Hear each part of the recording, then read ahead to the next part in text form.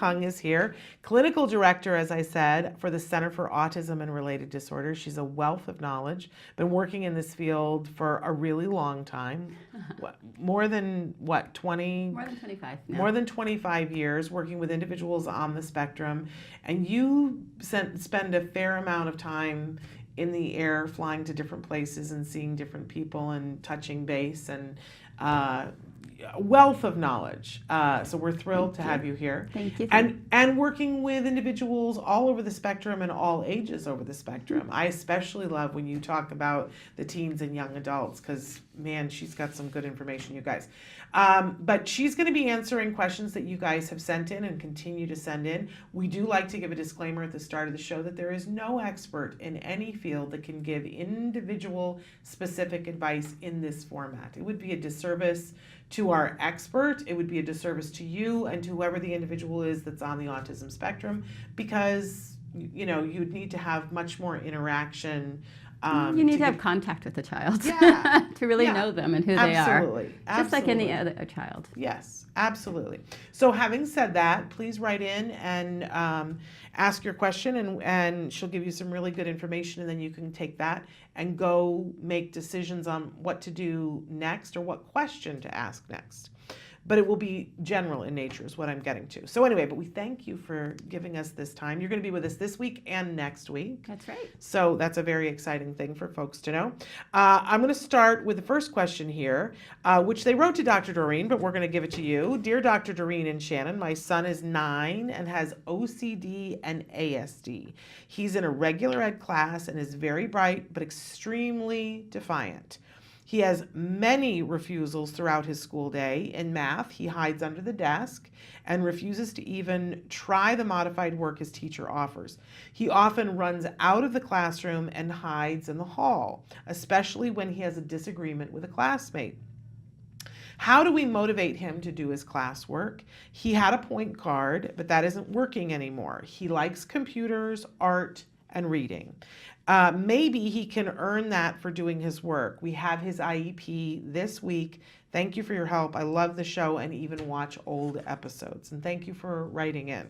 A lot there. Very much. There's so many layers to this question. Right. Yes. So a lot of times, especially if he's a bright child, he doesn't want to be wrong. And I think a lot of times, if you're saying that he's OCD also, the whole obsessive compulsive part of ASD, whether it is diagnosed separately or just apart, a lot of it has to do, with the anxiety that comes from it. And really it's the fear of not being in control. And so I think a lot of us can relate to that. Mm-hmm. When we feel out of control, we try to handle more things or have more control of things, and the people around us get a little bit nuts. And we aren't always good about communicating what's making us anxious, or even identifying the feeling as a typical adult. Mm-hmm. So when you have these kids who are on the spectrum, who, if they're ASD, that means they have social communication issues. That means they're not reading body language, they're not reading facial expressions. They're very concrete thinkers, so they're missing all of this abstract information that's going on. And for the brighter the child is, the more fear there is in being wrong. And just imagine your life and you're only getting some of the information. You're not getting it all, because if he isn't reading social cues and he isn't understanding the abstract information that's coming, or if he's missing foundation information from previous years, he's just going to be afraid. Yeah. And that fear makes him want to control, and one thing he has control of is his own self. Yeah. And so when things become overwhelming, or he doesn't know how to ask the question that he needs to be able to do his math, or just even ask what's coming next, he's gonna just take off. That's just what you do. You can take off in many ways, where you blank out, where you fall asleep, where you just be defiant and refuse to do any of it, and not be able to communicate and say, like, well, I don't understand what you really want me to do. Or to be able to say, well, you said that we were going to do this earlier, but you changed. I still want to do that last, before the schedule change. And just not understanding all that information makes being in a classroom really difficult for our kids. So much difficulty. And so the thing is, if he is running out of the room, he's escaping from something. Yeah. That's just like the ultimate physical escape. It's Right. just like, I'm taking off. And he probably doesn't understand, he's probably missing a lot of social cues from his peers. So when disagreements happen with peers, a lot of times it's the kids didn't even see half the information that was coming because it's non-vocal. Yeah. And then the other half that they saw, maybe they misunderstood the language. If there's some auditory processing, they didn't hear everything. There's interpretations and inferences that peers expect of our child, and our child doesn't know how to make inferences in that social setting. So there's even more information missing, and there's just massive miscommunication. And probably his only way to get away is to get out. And I love this because it gives us a context to understand what this behavior is. I think that for most of us who aren't BCBAs and aren't schooled in behavioral arts, we see behavior that we don't understand, and it immediately brings up fear in us. Mm-hmm. Like, and as for parents, it's like, is that random behavior, and is this going to be the rest of our lives? And I don't know what to do. And so it brings up this fear. I know as a teacher, a former teacher, when I would see a kiddo engage in a behavior that I didn't understand, it brought up fear about, I don't know what to do about that. How do I teach this child? All of those things. So understanding that it's just behavior, mm-hmm. and that behavior is a form of communication, yes. and figuring out what the communication is so valuable. But now that we have context, what can they do? And okay, so now the point of the question here is, how can we get him to do his work? Right. How do we motivate him? There's all these issues he's trying to run away from. Right. So that's one context. But also with a lot of the kids who are bright, you can ask them what they want. You can just ask them. It's that easy. But you have to give them all the rules for it. Okay. The limits. So being really clear, like how long can he do work before he starts getting anxious or distracted or whatever. And it might depend on the type of work. If it's new work, he can probably only work a shorter time than a longer time. Okay. And if it's old work that he knows really well and he likes, he can probably sit there for a long time and do the work. Okay. So those two activities should receive different types of rewards. You know, in the behavioral world, if a child already has mastered something, we're still going to give them reinforcement, but it's not going to be like the big reinforcement to work through something new or changing old ways or being flexible. Right. So there has to be a different weight to these rewards. So you were saying that he likes computers and art and reading. And a lot of times I always think, what can stay in school? Because a lot of people will say, well, you can have this many minutes of computer at the end of the school day when you get home. But sometimes our kids can't wait that long. Yeah. So a lot of times we try to figure out, like, how much can they wait? If he likes to read, I have parents bring in a special book that he really wants, but we give it to the teacher, and the teacher's the only one that he can get it from. Right. And so maybe he has to do X amount of work before he can have access to that book. Yeah. And then when he has that book, it's his time.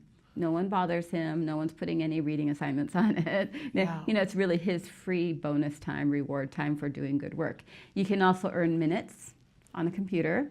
A lot of times people will think, wow, you earn 20 minutes versus 10 minutes. But if the game he wants to play is 30 minutes, those 10 or 20 minutes aren't going to be rewarding enough because you're going to cut him off partway. Right, and that's going to lead to more frustration and that leads to tantrums. Yeah, and a lot of times that's something that people don't realize. Yeah. In order to play this game that you want to play, you need a good chunk of time. And if you're only able to provide a part of it, that's not a reward for him. Yeah, you got to find something else besides that game. Yeah, or there has to be little reinforcers along the way, and then on the long run, at the end of the week, maybe he gets an hour to do his whole game. Right. You know, or after 3 days, whatever it may be.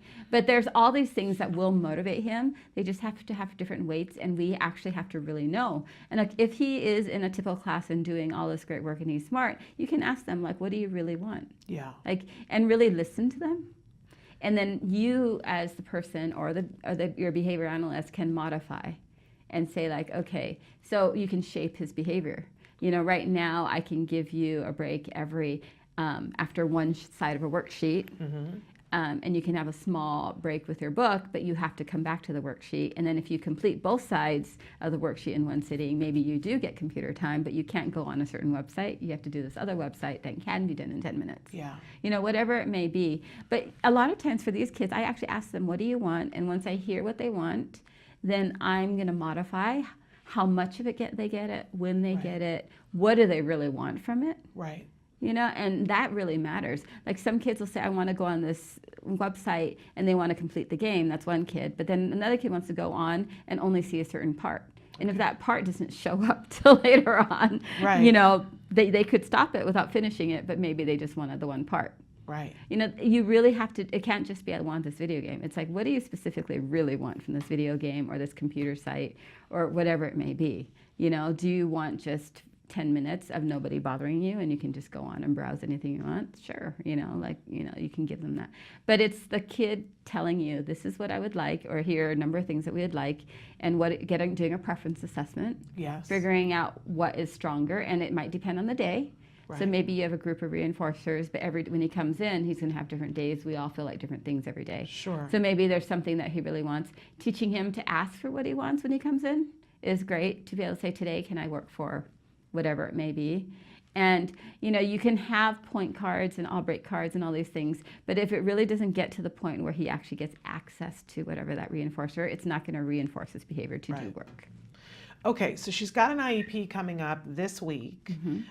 So this all sounds like she needs a really good behavior intervention plan, and that she's got to get the school on board to have some flexibility built into it.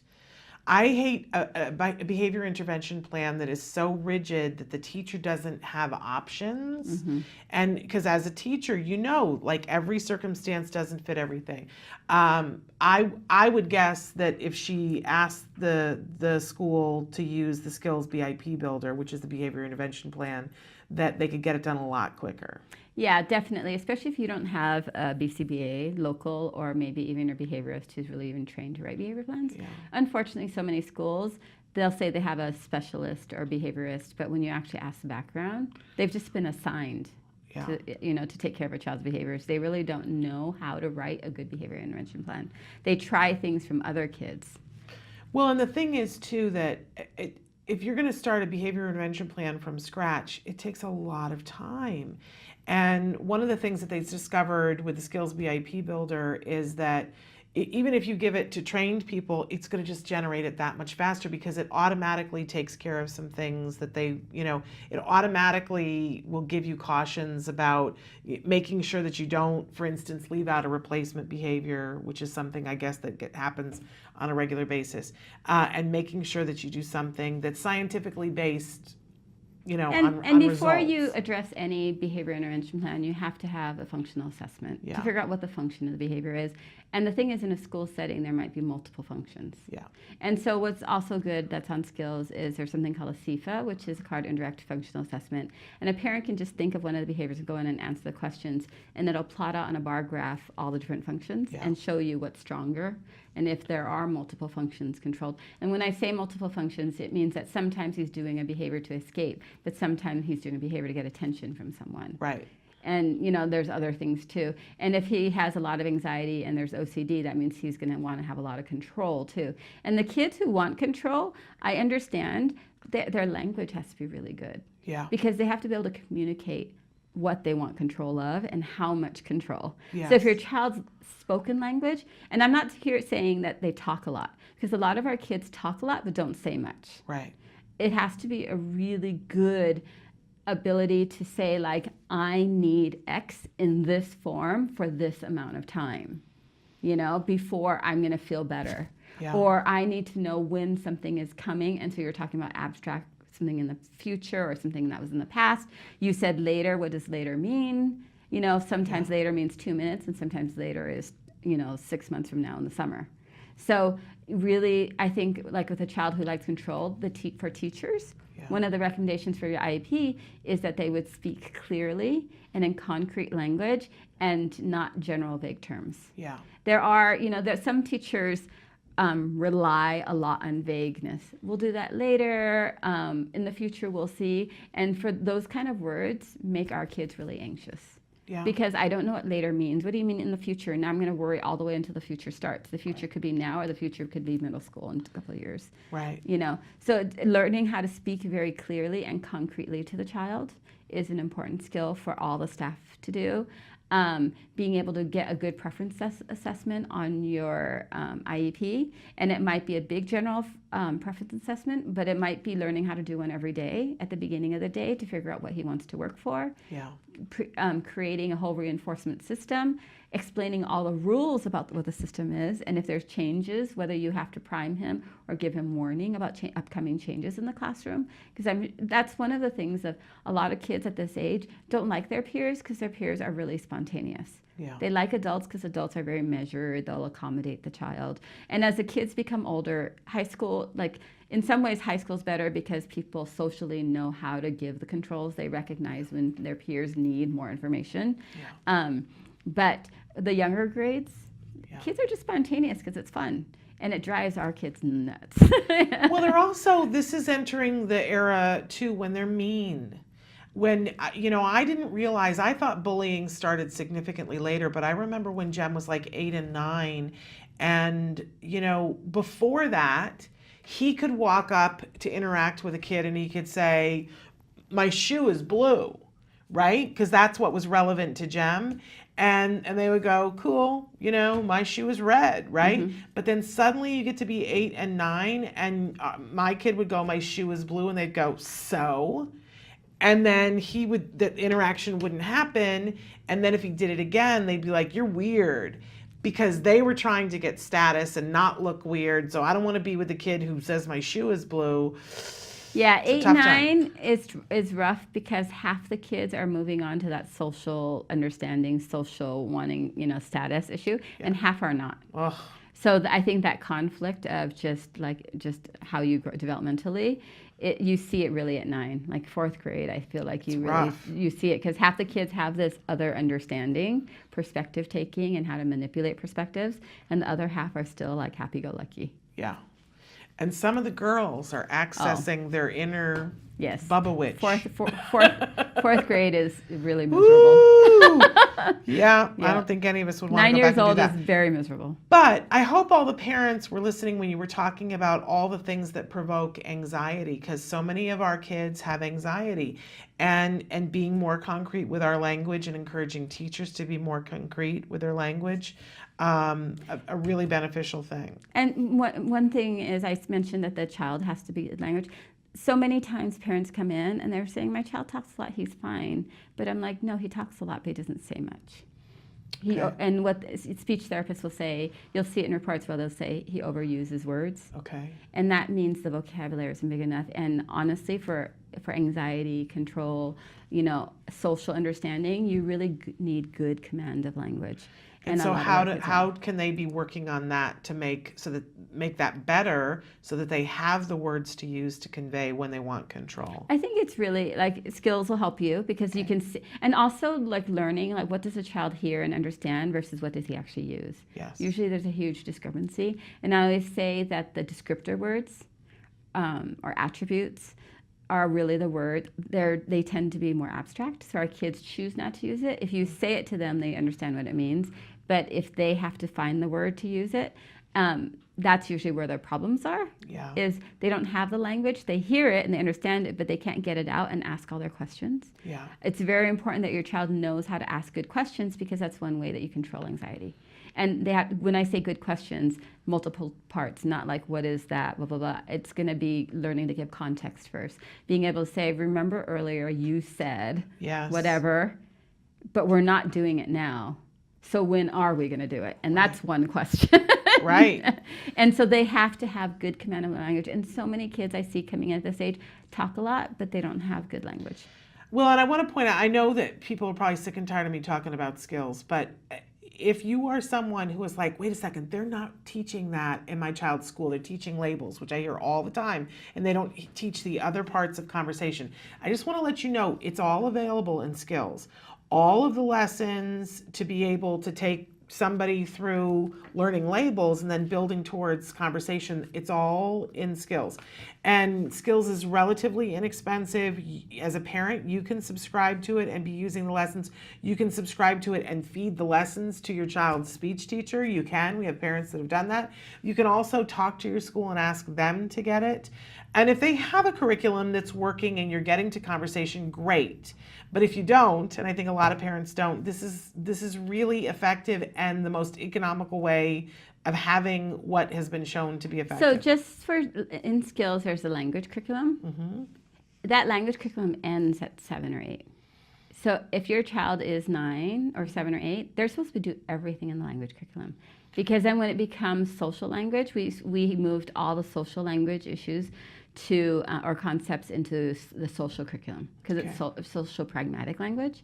So I always tell people, like, if you think your child uses a lot of language and is really good with all these things, go through skills and see, like, can he do everything in the language curriculum, because that only goes to age 8. Okay. They should have everything done. But then if you find that your child can do all of that, then there's a whole other set of lessons that are in social language that have to do with language. And that's, I mean, I remember reading through it and there's stuff I still need to be working on. Okay. I think probably everybody would find that there's something in there. Well, Maybe not you. No, you look at it and you say, oh, that's why that didn't work. Well, there's one lesson that's just about ending a conversation. And I remember coming home and talking to my husband and going, I now understand why whenever we're ready to leave a party, it takes us an hour, because I don't know how to do this. Like, if it weren't for the fact that, Samantha goes, you have 30 seconds and then the show is over, I would probably be here at 8 o'clock at night still talking and going, we're going to end the show soon. I have to have boundaries. Anyway, all right, we're going to take a short break, and when we come back, we're going to take more of your questions, so stick with us. Hi, I'm Lisa Ackerman. Welcome back to Talk of Facts. We hear questions all the time, and we want to give you the answers that help make your journey in autism easier and more navigatable. Less than a year ago, we interviewed the top 100 doctors in the United States working with children on the spectrum, and we asked them a question in the cloak of secrecy. What are the top 3 mistakes parents living with autism do? Number 1, and the one that makes me laugh the most, is when they use their physician as a marriage and family therapist. 1, the doctors told me it made them uncomfortable, and 2, they were highly unqualified to provide that type of advice. So the night before your physician appointment with your MAPS doctor, get together with your spouse, significant other, and write out the list of the targets and the agenda that you want to cover at the physician's appointment. Get in sync. Then you'll be definitely spending less time and not making that doctor so uncomfortable. Second thing that was the most common mistakes parents living with autism make is they want to go too fast. And really, you want to pace yourself in the autism journey. We all know that we want to get our kid to be the best they can be and hopefully recover from autism. And what a lot of the doctors have told me is that you want to really pace yourself. 1, to let the labs be your guide. And 2, work with your physician on the prioritization and the delivery of the different medical interventions. The third most common mistake they felt families made was giving up too soon. And what you need to know is they're invested. They're looking at wanting to get the best from your child. But I tell you that when I got that and consolidated the 100 interviews with these physicians, most of the doctors who brought that up had tears in their eyes. They want you to know that they're in the fight with you, and they want you to know that hope is really real. It may take hard work and it may take time, but to not give up and to stay in the game. So let Talka help you. We'll have some more Talka facts for you in the future, real questions and real answers for the autism journey. Welcome back to Autism Live. We're here with Evelyn Kung. She's the Clinical Director for the Center for Autism and Related Disorders, and she is answering your questions. We talked in the last segment about skills, and I always hold up the little thing, but I realize it's hard for some of you to read. The phone number for skills is 877-975-4559, or you can visit skills4autism.com. Again, the phone number is 877-975-4559. I do use skills They don't pay me anything for saying that. I actually love Skills, and Skills I am their biggest fan. I make no apologies. I want to say hi to a bunch of people who are watching us on Facebook, some from McAllen, Texas, some from Dubai, the Arab Emirates. We love that. Seattle, Washington is with us. And we've got Northern Ireland on board and Maine. Those are just a few of the people writing in. Somebody wrote in and said, my 4-year-old didn't get an autism diagnosis, but was diagnosed with selective mutism and sensory processing. If there's more to that question there, Samantha, it's cutting off for me. But just with getting a diagnosis of selective mutism and sensory processing, this is interesting. It's very interesting. We've had a few, not our kids, but I've actually had a few siblings who have had selective mutism. Which is Tell us, for people who don't know what selective mutism. It means that in some context, they are totally appropriate with their language, speech, social skills, everything, but they're choosing not to talk in usually the majority of contexts, and that's why it's selective. And they're choosing when they're going to talk and when they're not going to talk, but it's not even talk, it's interacting. They have the ability. Yeah, so the ability's there. So when they are in, usually it's home with mom or somebody, they completely have they're typical kids. Yeah. And they're communicating the right way and they're doing everything. It's very rare. If you feel like he is on the spectrum, I would probably just go get a second opinion. Okay. You know? Especially because you say there's selective mutism and a sensory processing issue, and that combination is very rare. And now that the sensory processing is actually a part of the autism spectrum diagnosis, it makes you think like maybe something else is going on. And let's be honest, it is not common to get, I would say statistically, and for the things that I've looked at, it's not very often that someone gets diagnosed with autism and it's incorrect, right? But it is more common that someone is incorrectly misdiagnosed as not having autism because you have a set amount of time and you're looking to see a set amount of criteria, and it's possible that you might miss something in that set amount of time. Is that? Yeah, but I think there's still a fear of people don't want to give the autism diagnosis. Really? A lot of our families still coming in, and it's sad because if they got diagnosis earlier, they'd get intervention earlier. Yeah. But what the doctors do is they start early and they'll say, oh, okay, there's some delayed speech. Oh, he's talking though. There's delayed speech, but he's talking, but he's not social. So maybe, or he's anxious. So maybe they're more quick to say, oh, he's attention deficit, OCD, anxiety disorder. It's really interesting. Like you kind of see that. As people will come in and say, "Oh, he's just ADHD with some OCD, and some sensory." And I'm thinking, okay, you're just hitting the criteria in autism, just parts of it. Yeah. But I think there's still this fear on doctors where they don't want to give the autism diagnosis because they feel like it's lifelong, and that's lack of education in the medical community. But there's also now where a lot of doctors feel that too many kids are getting diagnosed with autism, so they don't give it, and it's a disservice to the child. Well, it's a terrible disservice to the family because, in the old days, it used to be that kids would get diagnosed with PDD-NOS. Mm-hmm. So you wouldn't get the autism diagnosis, you get PDD-NOS, which stands for pervasive developmental disorder not otherwise specified. But moms say pediatrician didn't diagnose. And then there's some nastiness in the NOS, because what happens is that it means that your kid was close, but they're saying didn't qualify, and so you couldn't get any services, you couldn't get any funding, you couldn't get anything done, which is the same thing when they don't diagnose your kid with autism and say, oh, well, they have ADHD. Good luck getting some services and some help and support for that, because it's not there. Yeah. You got to go find it on your own. So I'm with you. I think it's worthwhile to go and have somebody else look at this picture because you want to be eligible for services. And it's important because with selective mutism, that means they're only talking for a very few places, and they're usually choosing not to. How did that clinician diagnosed that his language is typical in that if he won't talk in front of them.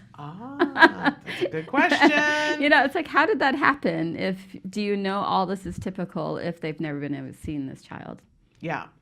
Okay. So I would definitely, I always say to parents, what does your gut say? If your gut says there's more to this, I wish somebody had said that to me when I took my son when he was losing language to the first pediatrician who was supposedly so good at seeing this. And she said, he's fine. You're overly worried because you're a late in life mom. Yeah. I lost 6 months because of that, because I listened to her. And that's the thing that's still, you know, and I know parents that have lost, talk to Nancy. Nancy lost Nancy 2 years because the doctor said PDD NOS. And it's not that we're mad at the doctor. We're mad at ourselves that we didn't listen to that voice. So I always say to moms and dads, if your gut says no, go to another doctor. You know, it's just your time. And I would rather be over concerned than under concerned. Yeah, I've told so many parents, if your child gets diagnosis and they get therapy and then they're wrong, later on you can come back and tell me, okay, if you really feel like he wasn't, come tell me if it makes you feel better, but at least your child is typical. If you wait, you lose the time and maybe your child won't get to that point. Absolutely. Now, somebody else has written in and said, my daughter often gets really mad before she starts talking and wants no distractions and full attention, or she will throw a tantrum. How to deal with that? Yeah, I mean, her tantrum is basically all those words she can't tell you, like, I can't focus if there's other things going on. I really need your attention now. Can you stop doing? Typical kids want their parents' attention, really focused. I don't know if she gives an age, but they know how to use their language to control the environment. I really need your attention now. Can I just talk to you? Can you just stop what you're doing? Yeah. And they're saying the same things, but if this child doesn't know how to do all that, and she knows if she throws a tantrum and your whole attention has come to her, she's going to throw the tantrum. And she's probably very frustrated too, because she just wants to communicate whatever it is and can't do it. And maybe, you know, all these things going around her do distract her. Or maybe she has some inflexibility too, where she can only do it if this criteria happens. And if it's not happening, and it never happens, because how many moms aren't distracted by something else when they're interacting with their kids, because there's usually more kids than other people, and life it's so frustrating. And it goes back to communication and language. When kids tantrum and have these behaviors, it's their form of communication. And she says, it's me again. It's my daughter's 3rd evaluation. I don't know why it's not coming up. Oh, there it is. It's my daughter's 3rd evaluation and didn't get autism. So this is the same mom about that she gets mad before starts talking. I didn't realize it's the selective mutism. Daughter's 3rd evaluation and didn't get autism. One was unidentified neurological disorder, and recently the selective mutism. I wish she got diagnosed with autism so she can get ABA. It's frustrating. Plus her brother had autism, so it's likely she has it too. So she's gone to 3 evaluations. Where do you live? Where do you live? Write in and tell us where you live. And it's time to get selective about who you go to. Yeah, and it's important that they see the child more out of the office. Okay. You know, or at least maybe if you can provide FaceTime or videos to the clinician, because not very many clinicians will leave their office. So if you can provide video clips, start like videotaping her, and when she is having tantrums and when she's communicating normally. Okay, we have to take a break, but we're going to be right back after these messages. Stick with us. You say howdy, we say hi. Let's get rowdy, let's get wild. Let's get wild. Let's get wild. Let's get wild. Let's get wild. Hi, welcome back to Autism Live. I'm Lisa Ackerman. We're here doing allergy-free cooking, and I brought my sister with me today. Jamie Davis, thanks for having me. A lot of people are asking about an allergy-free breakfast, and breakfast can be full of crap. But it's full of crap and it's hard to do. We don't have time in the morning. We're in a hurry. We're going completely nut-free. The recipe is not personality. We can't do anything about. Yeah, can't do anything about that.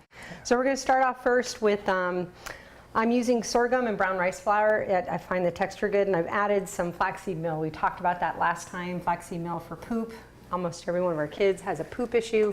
What's next on the recipe is the quinoa flakes, baking powder, cinnamon, and the xanthan gum. It brings the glutinous texture back into the flour. And often what happens with these recipes is they can fall apart. This one holds up nicely. I like it.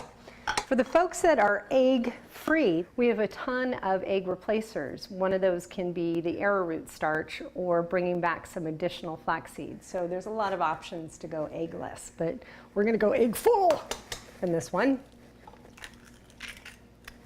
For sweetener, I use the maple syrup. I stay away from refined sugar. What I'm adding now is the coconut milk, maple syrup, and a little bit of the coconut oil. And we're going to add in the raisins, craisins, and chocolate chips at the end. I find that chocolate chips can coax people to eat some really amazing things. When we started, Jeff had 42 food allergies, so we had to get creative in how we cooked. So nuts were a big, big issue. What I like now is that he can tolerate so many more things after start doing this diet. So let me show you how you can deal with this sticky stuff here. You get your fingers really wet, and you can push it down. So my oven has been preheated. It's at 350 degrees. So we're gonna just throw this in. Like I said, I like it around 23 minutes, and the magic oven says, I'm done. Looks like, don't you love magic ovens? They're awesome. There we go, pops right out. The texture of these, and it's so pretty. It looks almost like a big chocolate chip cookie, but you actually made it healthy. But you can be my guinea pig. Tell me what you think. That looks really good. Doesn't it? So the textures and the colors in there are just beautiful. So the raisins are for you, the chocolate chips are for your kid. I can't believe it's gluten-free. I know, right? It doesn't taste like, you know, crap. We're wrapping up another cooking show. If you have feedback, you can email us at autismlive@gmail.com. We're, of course, on Facebook. You could go to facebook.com/autismlive. And of course, Talkin' Now has thousands of recipes. Join me there, and we can cook some more later on. So thanks for joining us. You say howdy, we say hi. Let's get rowdy, let's get wild. Let's get. Welcome back to Autism Live. If you're wondering what happened, Evelyn Kung was urgently called away, someplace that she needed to be, and so we needed to let her go, but it wasn't that she doesn't love you. So I wanted to say that. We didn't get to finish in talking about giving our kids language, and it's funny because we had a question that came in on the live feature about that as well. There are a couple of things that I just wanted to add to what Evelyn was saying, and then there's a question that very specifically I can answer.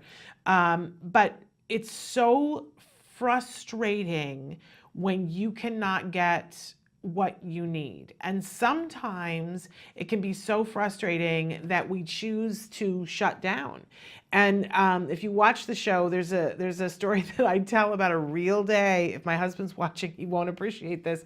But we went to take my son to go shoe shopping. And we went to one of those big sporting goods stores so that he could get a pair of sneakers, tennis shoes, And I was not having a good day. It was not my best day. And it was a very hot day, and there was a lot of bending over, and my son was distracted. It was very loud in the store. He was having his own sensory thing, and he was interested in something else. So I was having to bend over and help him with every single shoe. He was pretending like he was a doll and not helping me at all. And he was old enough that he should have been helping me a little. And I was having to bend over, tie every single shoe, and then then there'd be a pile of shoes, and I was putting them all back. My husband was there too, but he was fascinated in a new line of shoes that they had. So he was distracted. Plus there was a sale over there. So he was looking at that, and it was like corralling two puppies, right? And I kept going, guys, we need to get these shoes, but I was getting so frustrated that I couldn't quite get it clear to them what I wanted them to do. And it was two very different things that I wanted to do. And I was overwhelmed. And I just didn't have command of all the language that I have when I'm here with you and relaxed. And finally, I got so frustrated that I laid down on the floor in the store and said, you're not listening to me, and I'm going to lay here until you do.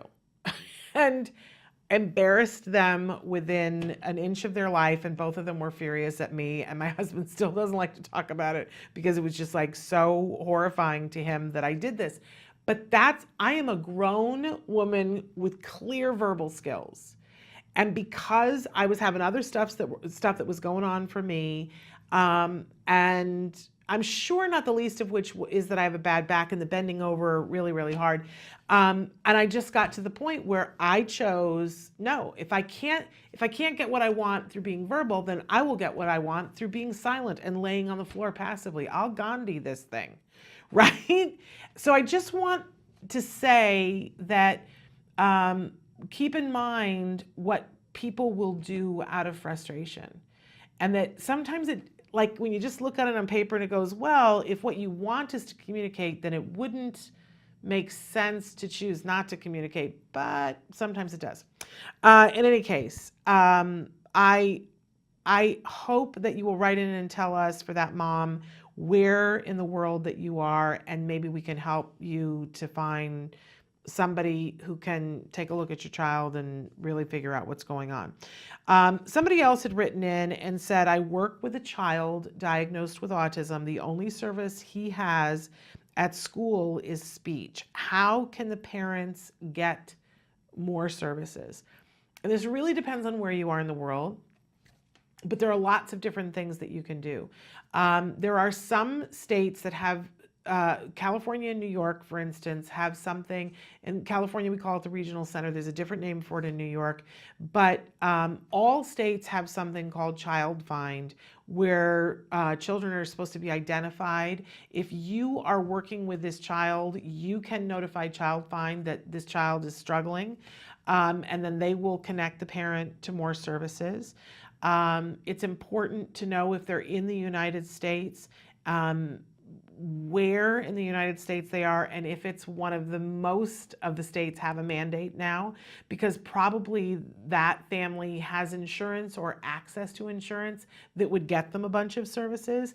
But they're, unfortunately, a lot of times the getting started and getting into the system is overwhelming.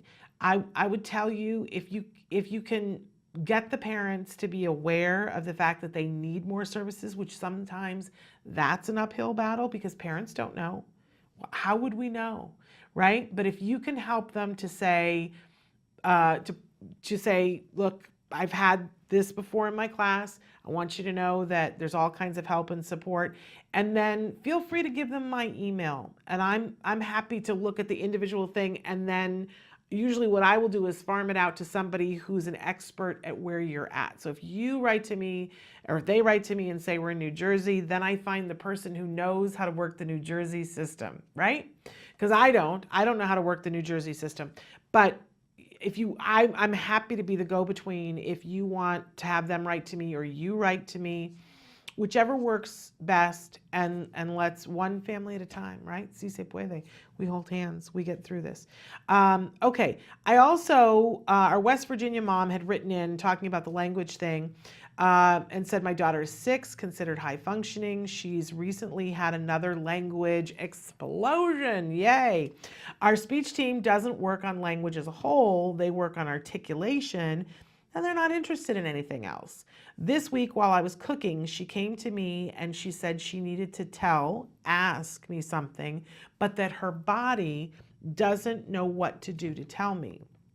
By talking to her, I was able to gather that she wanted to know if she could help me to prepare dinner.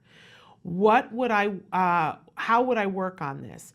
Do I need to work on building her vocabulary more, or on the social aspect of conversational speech? Thanks a bunch for all you guys do. And of course, I want you to get a clinician's take on this, but I also don't want you to have to wait a week until we get Evelyn Kung back. But I will tell you that both are great to work on. And I know that you're a skills user. So absolutely. And I also want to tell all of you to take a look at some of the episodes in the A Word. That's our A Word, not the British television show. Our A Word that we show here, we'll show an episode in just a few minutes. There's a whole series where they talk about teaching Jack Riley how to gain someone's attention appropriately. So for the daughter who gets so mad when she wants to talk and can't have any distractions, same kind of lesson. And same thing here too, how to first gain attention, because it's like a string of things that have to happen. And probably she was so overwhelmed about, well, first I would have to get mom's attention. Then I would have to explain to her that I want to do what you're doing. And then I'm going to have to deal with whether she says yes or no. I mean, it's a long chain of things that go with this. So, but we start with getting somebody's attention. And it sounds like your daughter did fairly well at that. And think about how amazing it is that she was able to convey to you, I want something, and I don't know how to do it. Man, you think you just had an explosion of language? Wait until you see what's about to happen, because to have had that awareness is great. It means you're cooking on all burners. But yeah, she's gonna need some vocabulary words. And one of the things that you wanna do is set her up with phrases that she can just memorize. And we all have done this in our lives, right? Just maybe not as consciously as you're going to do with her, but phrases that can help you to do something. Like at some point we learned to say, excuse me, right? It was just a phrase that we memorized. If you think about it, we don't honestly think about what we're saying when we say, excuse me. We're interrupting and we know that, but it's just something that we've memorized. So if you give her little phrases and things that she can sort of memorize so that she doesn't have to think through those, and then you teach her the vocabulary of the other things that are specific, right? So she can learn to say, excuse me. And one of the things that they taught my son, because he hates being interrupted, hates it. And so he learned to say, give me just a minute. Oh my gosh. He uses that. I've said to him, you got to find a new phrase, not just that one all the time. He says, give me just a minute. And it's just an automatic thing that he says to me now, but it gives him a placeholder. Everybody understands it. Give me a second means I gotta cool, slow my roll, as they say.